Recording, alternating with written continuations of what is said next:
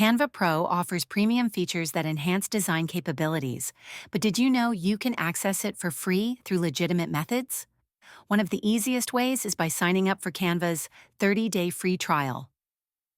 To do this, visit Canva's official website, https www.canva.com, click on Wow, Wine, try Canva Pro free, and sign up using your email or Google account.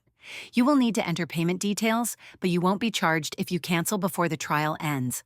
Another option is Canva for Education, which provides free pro access to students and teachers.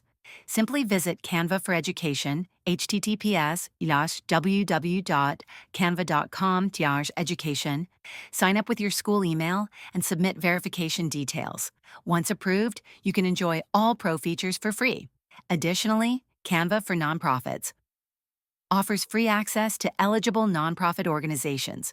If you're part of a nonprofit, apply at Canva for Nonprofits, https www.canva.com nonprofits by submitting valid nonprofit documentation. After approval, you'll get Canva Pro at no cost. Another way to access Canva Pro for free is by joining the Canva Pro Team.